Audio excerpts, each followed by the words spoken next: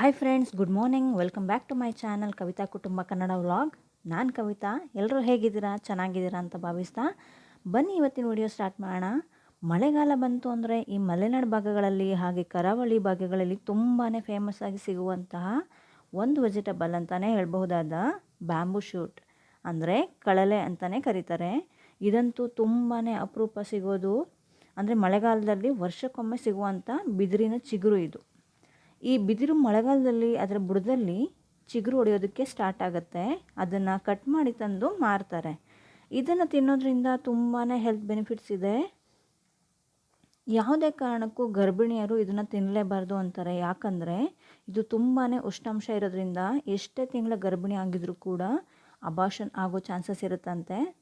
ಹಾಗಾಗಿ ಇದನ್ನು ಗರ್ಭಿಣಿಯರು ಸೇವಿಸಬಾರ್ದು ಅಂತಲೇ ಹೇಳ್ತಾರೆ. ಮೊದಲಿಗೆ ನಾನಿಲ್ಲಿ ಕಳಲೆನ ತೊಗೊಂಡು ನೀರಿನಲ್ಲಿ ನೆನೆ ಇಟ್ಟಿದ್ದೀನಿ. ಇದನ್ನು ಹಾಗೆ ಈಚೆ ಇಡಬಾರ್ದು, ನೀರಿನಲ್ಲೇ ನೆನೆ ಇಡಬೇಕು ಅಂತಾರೆ. ಹಾಗಾಗಿ ನಾವು ಅದನ್ನು ಯೂಸ್ ಮಾಡುವಾಗ ತೆಗೆದು ಬಳಸ್ಕೋಬಹುದು. ಇದರಲ್ಲಿ 2 ರೀತಿ ಬಿದಿರು ಬರುತ್ತಂತೆ, ಎಳೆ ಬಿದಿರು ಹಾಗೆ ಹೆಬ್ಬಿದಿರು ಅಂತ. ನಾನಿಲ್ಲಿ ಎಳೆ ಬಿದಿರು ತೊಗೊಂಡಿದ್ದೀನಿ. ಹೆಬ್ಬಿದಿರು ಅಂದರೆ ಇದಕ್ಕಿಂತ ಒಂದು ಸ್ವಲ್ಪ ಗಟ್ಟಿ ಬರುತ್ತೆ ಅದು. ಹಾಗಾಗಿ ಎಳೆ ಬಿದಿರು ಬಂದಿತ್ತು, ಎಳೆ ಬಿದಿರು ತೊಗೊಂಡಿಟ್ಕೊಂಡಿದ್ದೀನಿ ನಾನು. ಎಳೆ ಬಿದಿರು ಹೇಗಿರುತ್ತೆ ಅಂದರೆ ತುಂಬ ಸಾಫ್ಟಾಗಿರುತ್ತೆ, ಕ್ಯಾರೆಟ್ ಇರುತ್ತಲ್ಲ ಅದೇ ರೀತಿ. ಹೆಬ್ಬಿದ್ರು ಬಂದು ತುಂಬ ಹಾರ್ಡ್ ಇರುತ್ತೆ, ಒಂದು ಸ್ವಲ್ಪ ಇಷ್ಟು ಈಸಿಯಾಗಿ ಕಟ್ ಮಾಡಲಿಕ್ಕೆ ಬರಲ್ಲ. ಅದನ್ನು ಕೊಚ್ಕೋಬೇಕಾಗತ್ತೆ. ಈ ಬಾಳೆ ದಿಂಡೆಲ್ಲ ಕೊಚ್ತಾರಲ್ಲ ಆ ರೀತಿ ಕೊಚ್ಚಬೇಕಾಗುತ್ತೆ. ಇದು ಇಷ್ಟು ಸಾಫ್ಟ್ ಬರಲ್ಲ, ಸ್ವಲ್ಪ ಗಟ್ಟಿ ಬರುತ್ತೆ. ಕಳಲೆನ ಅವ್ರು ಮೊದಲೇ ಸಿಪ್ಪೆ ಎಲ್ಲ ತೆಗೆದು ಕೊಟ್ಟಿರ್ತಾರೆ, ಆದರೆ ಅಷ್ಟು ನೀಟಾಗಿ ತೆಗೆದಿರಲ್ಲ. ಹಾಗಾಗಿ ನಾವು ಕೂಡ ಒಮ್ಮೆ ತೆಗಿಬೇಕಾಗುತ್ತೆ. ಮೇಲಿನ ಒಂದು ಲೇಯರ್ ತೆಗೆದ್ರೆ ಸಾಕಾಗುತ್ತೆ. ಸಿಪ್ಪೆ ಅಂತೂ ಎಷ್ಟು ತೆಳುವಾಗಿ ಬರುತ್ತೆ ಅಂದರೆ ನೋಡಿ, ಅಷ್ಟು ತೆಳುವಾಗಿರುತ್ತೆ. ಒಳ್ಳೆ ಕುಕುಂಬರ್ ಸಿಪ್ಪೆ ಬರುತ್ತಲ್ಲ ಅಷ್ಟು ತೆಳುವಾಗಿರುತ್ತೆ. ಎಲ್ಲ ಕಳಲೆನೂ ಕೂಡ ಇದೇ ರೀತಿ ಸಿಪ್ಪೆ ತೆಗೆದಬೇಕಾಗುತ್ತೆ. ಈ ಕಳಲೆಯಿಂದ ತೆಗೆದಿರೋಂಥ ಸಿಪ್ಪೆ ಆಗಲಿ, ಅದನ್ನು ತೊಳೆದಿರೋಂಥ ನೀರಾಗಲಿ ಹಸುಗಳು ತಿನ್ನಬಾರ್ದು, ಕುಡಿಬಾರ್ದು ಅಂತ ಹೇಳ್ತಾರೆ. ತುಂಬಾ ಡೇಂಜರ್ ಅಂತೆ ಅದು. ಹಸುಗಳು ಸಾಯೋ ಚಾನ್ಸಸ್ ಇರುತ್ತಂತೆ. ಹಾಗಾಗಿ ಇದನ್ನು ಹಸುಗಳಿಗೆ ಸಿಗದೇ ಇರೋ ರೀತಿ ನೋಡ್ಕೊಳ್ಳಿ. ಇದು ಎಳೆ ಬಿದಿರು ಆಗಿರೋದ್ರಿಂದ ಈಸಿಯಾಗಿ ಕಟ್ ಮಾಡ್ಕೋಬೋದು. ಆದರೆ ಗಿಣ್ಣು ಅಂತಾರಲ್ಲ ಅಲ್ಲಿ ಮಾತ್ರ ಸ್ವಲ್ಪ ಕರಕರ ಅಂತ ಅನಿಸುತ್ತೆ. ಕಟ್ ಮಾಡುವಾಗ ಸ್ವಲ್ಪ ಹಾರ್ಡ್ ಆಗುತ್ತೆ, ಅದು ಗಟ್ಟಿ ಇರುತ್ತೆ.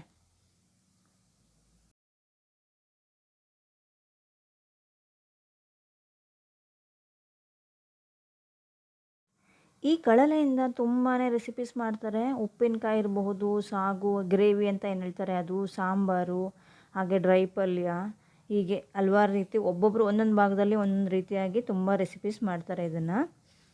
ಈ ಕಳಲೆನ ಎಷ್ಟೇ ಬೇಯಿಸಿದ್ರೂ ಕೂಡ ಇದನ್ನು ತಿನ್ನುವಾಗ ಕರಕರ ಅಂತಲೇ ಸೌಂಡ್ ಬರುತ್ತೆ. ಈ ಹಸಿ ಕ್ಯಾರೆಟ್ ತಿನ್ನುವಾಗ ಸೌಂಡ್ ಬರುತ್ತಲ್ಲ ಹಾಗೆ ಇದು ಕೂಡ ಅದೇ ಸೇಮ್ ಅದೇ ಥರನೇ ಸೌಂಡ್ ಬರುತ್ತೆ ತಿನ್ನಬೇಕಾದ್ರೆ. ಎಷ್ಟೇ ವಿಷಲ್ ಕೂಗಿಸಿದ್ರು ಅಷ್ಟೇ, ಅದು ಅಷ್ಟೇ ಬೇಯ್ದಿರೋದು, ಅದೇ ಥರ ಸೌಂಡ್ ಬರುತ್ತೆ. ಇದು ನೋಡೋದಕ್ಕಾಗಲಿ ಕಟ್ ಮಾಡೋವಾಗಲಿ ತುಂಬಾ ಸಾಫ್ಟ್ ಅನಿಸುತ್ತೆ, ಒಂಥರ ಬೆಣ್ಣೆ ಮುಟ್ಟಿದಂಗೆ ಅನಿಸುತ್ತೆ. ಆದರೆ ಅದು ಬೇಯಿಸಿದ ಮೇಲೆ ತಿನ್ನೋವಾಗಲೇ ಅದ್ರದ್ದು ಗೊತ್ತಾಗೋದು ಯಾವ ರೀತಿ ಇರುತ್ತೆ ಅಂತೇಳ್ಬಿಟ್ಟು. ಹಾಗಂತ ಅಷ್ಟು ಗಟ್ಟಿ ಇರಲ್ಲ, ಚೆನ್ನಾಗಿರುತ್ತೆ, ತುಂಬಾ ಟೇಸ್ಟಿಯಾಗಿರುತ್ತೆ. ಯಾವುದೇ ರೆಸಿಪಿ ಮಾಡಿದ್ರೂ ಅಷ್ಟು ಟೇಸ್ಟಿಯಾಗಿರುತ್ತೆ. ಇದನ್ನು ತುಂಬಾ ಒಳ್ಳೆಯದು, ತಿನ್ನಬೇಕು. ವರ್ಷಕ್ಕೊಮ್ಮೆ ಆದರೂ ತಿನ್ನಬೇಕು. ಇದರಿಂದ ಕಿಡ್ನಿಯಲ್ಲಿ ಮತ್ತು ಗಾಲ್ಬೆಡರಲ್ಲಿ ಎಲ್ಲೇ ಕಲ್ಲುಗಳೆಲ್ಲ ಇರುತ್ತಲ್ಲ ಆ ಕಲ್ಲುಗಳೆಲ್ಲ ಇದ್ದರೆ ಅಷ್ಟು ಕ್ಲೀನ್ ಆಗುತ್ತಂತೆ, ಒಂದು ಚೂರು ಇಲ್ದಂಗೆ ಕ್ಲೀನ್ ಆಗುತ್ತಂತೆ ಮೋಷನಲ್ಲಿ.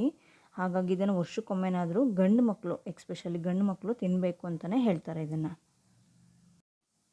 ಇದೇ ರೀತಿ ಎಲ್ಲ ಕಳೆನೂ ಕಟ್ ಮಾಡ್ಕೊಂಡಾದಮೇಲೆ ಇದನ್ನು 10ರಿಂದ 12 ಬಾರಿ ಚೆನ್ನಾಗಿ ಹಿಚ್ಕಿ ತೊಳಿಬೇಕಾಗುತ್ತೆ.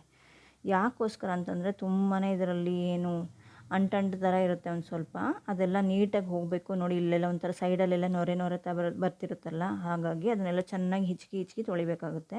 ಇದು ಮೊದಲನೇ ಸರಿ ತೊಳಿತೀರ ಇರೋದು. ಆ ನೀರು ನೋಡಿ ಎಷ್ಟು ಗಲೀಜು ಅನಿಸುತ್ತೆ, ಸ್ವಲ್ಪ ಅಷ್ಟು ಕ್ಲಿಯರ್ ಇಲ್ಲ ನೀರು. ಆ ನಂತರ ಒಂದು 10ರಿಂದ 12 ಬಾರಿ ತೊಳೆದಾದ ನಂತರ ಅದನ್ನು ಕೂಡ ಅಬ್ಸರ್ವ್ ಮಾಡಿ ಎಷ್ಟು ಕ್ಲಿಯರಾಗಿ ತಿಳಿಯಾಗಿರುತ್ತೆ ನೀರು. ಆ ರೀತಿ ಅಷ್ಟು ಬರೋವರೆಗೂ ಕೂಡ ಚೆನ್ನಾಗಿ ಒಂದು 10ರಿಂದ 12 ಬಾರಿ ಚೆನ್ನಾಗಿ ಹಿಚ್ಕಿ ಇದೇ ರೀತಿ ಚೆನ್ನಾಗಿ ತೊಳಿಬೇಕಾಗತ್ತೆ. ನೋಡಿ ನಾನಿಲ್ಲಿ ಕೊನೆಯದಾಗಿ ಒಂದು 10ರಿಂದ 12 ಬಾರಿ ತೊಳೆದಾಗಿದೆ. ಕೊನೆ ಬಾರಿ ತೊಳಿತಾ ಇರೋದು. ಎಷ್ಟು ತಿಳಿಯಾಗಿದೆ ನೀರು ಅಂತ ನೋಡಬಹುದು, ನಿಮಗೆ ಗಮನಕ್ಕೆ ಬರ್ತಾ ಇದೆ ಅನ್ಕೋತೀನಿ.